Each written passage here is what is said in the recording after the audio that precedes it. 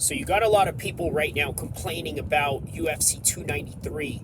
The fact that it is a bit of a light card, not so heavy, not very stacked in the ways that you would usually see in, let's say, International Fight Week, or if, let's say, there's a big MSG card or something to that extent.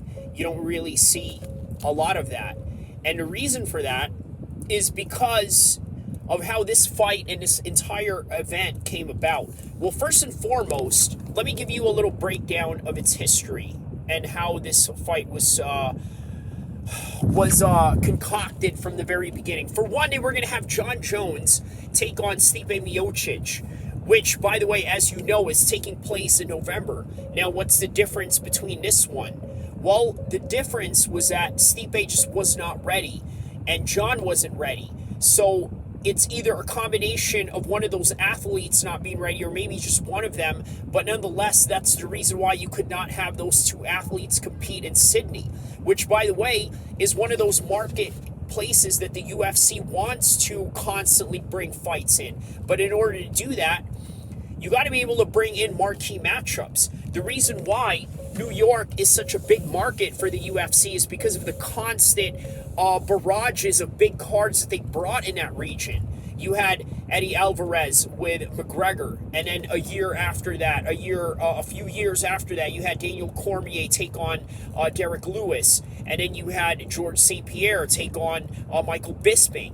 So all these MSG cards are just constantly stacked in the way that you would make a UFC fight fans come back and say, you know what, we got to come back to this place again, and we got to have the New York cards, the New York people come into the cards whenever they have a New York card. So that's basically what they were trying to do. So Israel Adesanya was trying to fight Dricus du Plessis, if you guys remember, back in July. Now, what was the problem with that? Well, Dricus du Plessis claims to have had some sort of underlying injury. And what are those underlying injuries? Well, we don't know. But the fact of the matter is, he had a fight in July. Yes, it lasted 2 rounds. Maybe he didn't take a lot of damage. But you got to take into account the camp that he had to deal with and the recovery that you may have in order to get to your next fight. Because, let's face it, training camps can be very strenuous on your body. And then you're going to go in there and fight again in a couple of months' time. July, August, now September. So you're talking 2 months, maybe even less than a month and a half that you're dealing with. Because then you got to take into account the recovery. Then you got to take into account, well, you know what? Maybe I want to, pig out for a little bit. Right after all this dieting that Dricus du Plessis had to do to get down to 185. And obviously he doesn't need to, cut a lot of weight. This guy was a former 170 champion in one of South Africa's top regional promotions. But nonetheless, it's still a weight cut, it's still strenuous, and it's still another camp that you have to deal with. So he was out of the equation.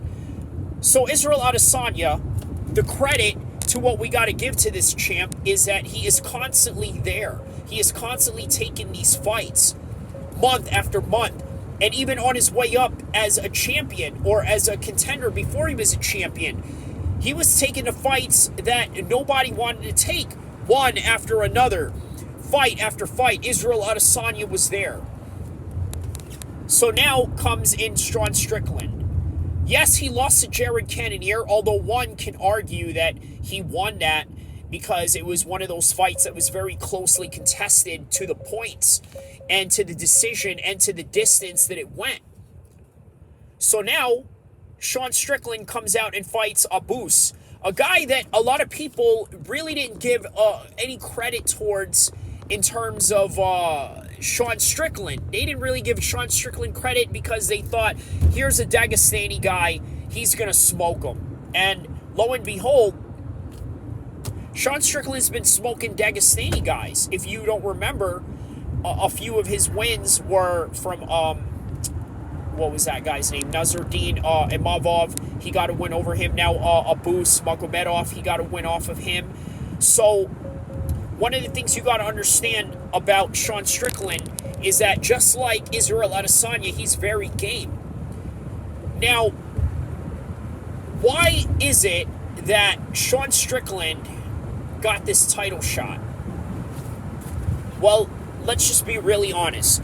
The reason why he got this title shot is because nobody else wanted to step up to the plate, and everybody has already beaten Izzy. On top of that, Izzy wants to stay active to the point where when he does face Dricus du Plessis, he's got a little bit of an advantage over him in terms of an anti-ring rust situation. So that's what you got going on with Israel Adesanya. So why is this fight happening? It's only because of Sean Strickland saying yes and Israel Adesanya willing to be active. Now, let's talk about the kicks and punches between Israel Adesanya and Sean Strickland. Sean Strickland has a very simple way of fighting. He throws straight shots, leg kicks, and that's it. Nothing really fancy.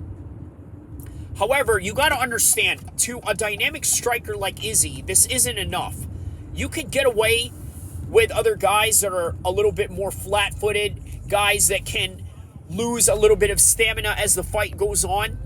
But when you're dealing with the likes of Israel Adesanya, who has the cardio, who has been through a lot of 5-round wars, it's just not going to be easy. I promise you, it's not going to be easy for Sean Strickland to just walk him down. Because walking him down, Israel Adesanya is going to take a back step.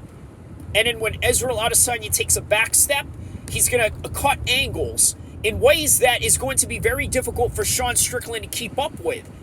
And when he has a hard time keeping up with this, he's going to open himself up to mistakes. Now, when it comes to the two of these guys that are more technically sound and less defensively leaky, who would you say that is? Well, the guy that is less defensively leaky, you could definitely give that to Israel Adesanya, even though he has been knocked out.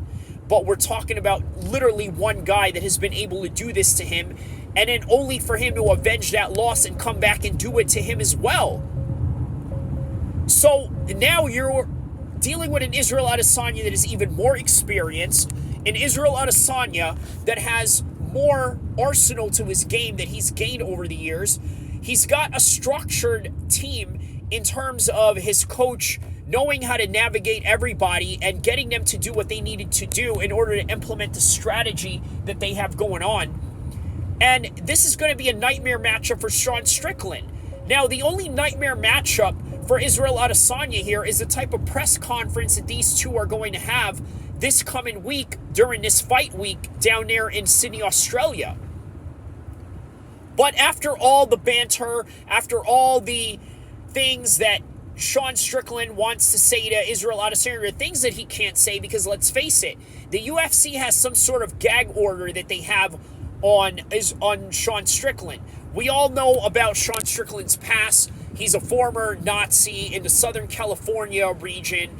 He was a former racist. And crazy enough, even in the Countdown series, they even mention about how his dad was, or his granddad was, a racist, and they basically made that as part of the video package. So it's almost like the UFC knows how to market him in a way that is controversial, but not in a way that pushes that line over the edge.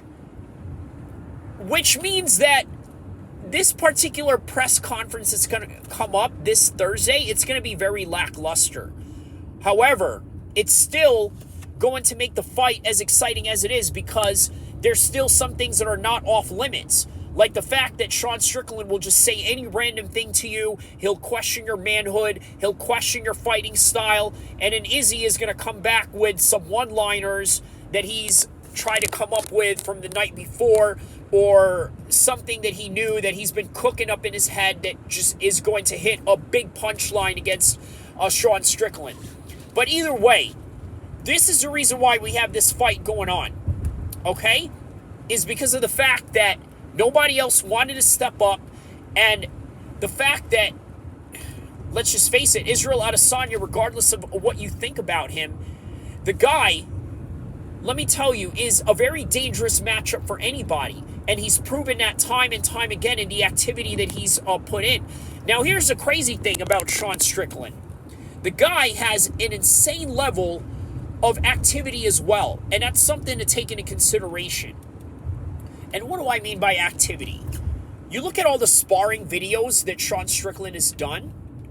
You think to yourself, these are rounds that he's catching into his repertoire of constant repetitions that he's trying to get in before he goes into that cage. And a lot of these are straight fights. There's no practicing, there's no wind-up, there's no anything, which really helps him just go into any fight like it's any other fight with no reason of high emotions attached to it.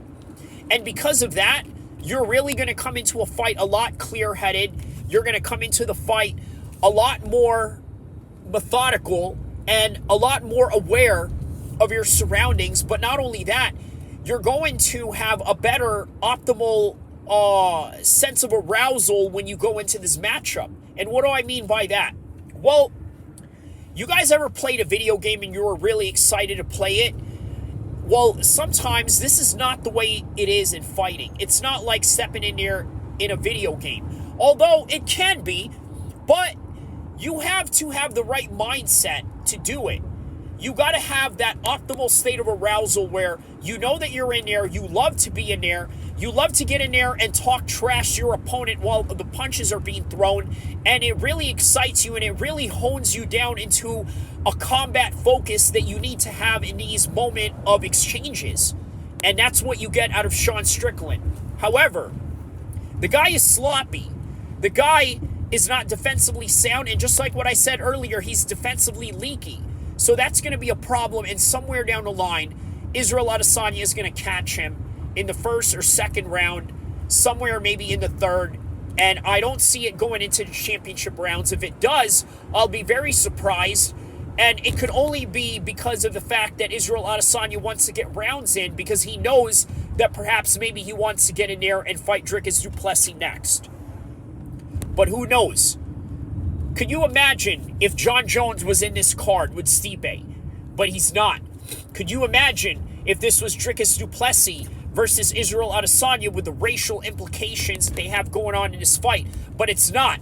They're cooking up that fight, and they're giving Israel Adesanya a tune-up fight because they don't want another incident where Pereira was able to sleep him the way that he did. So guess what? He has to get in there and get these practice rounds. Sean Strickland constantly gets these practice rounds. So because of that, he's always ready to fight. He's always ready to get in there. And this is the reason why he raised his hand and said, I want in. He wanted in. He got in. Dana White gave it to him. But now, it's time to put up or shut up. And yes, he can win the press conference. The guy is witty. The guy is an absolute gem of an entertainment in the mixed martial arts sphere that we need. But in this game, there's the talking portion and the promotional portion, which is involved within the fight week and maybe even weeks prior to the fight week. But then there's fight night, where everything matters. And it's just not going to go well for Sean Strickland. And after this fight happens, and after he gets knocked out, which is my official prediction for this fight, you're going to have him call out Dricus du Plessis for one of the biggest fights the UFC can make in 2024. Because 2023 has already been one of the greatest years in combat sports. A lot of guys were staying active, including Israel Adesanya. And you're talking about guys from the range of boxing to MMA to Lethwei to Muay Thai to boxing to bare knuckle boxing. It's been one of the greatest years of combat sports, and 2024 is going to come out with a bang with Israel Adesanya versus Dricus du Plessis. Or is it Sean Strickland versus Dricus du Plessis if he happens to win this fight? You never know. And I'm going to end this in the 15-minute mark of this particular video and say one of the most famous lines that I always say when it comes to this particular content. This is the Theater of the Unknown. Enjoy the fights.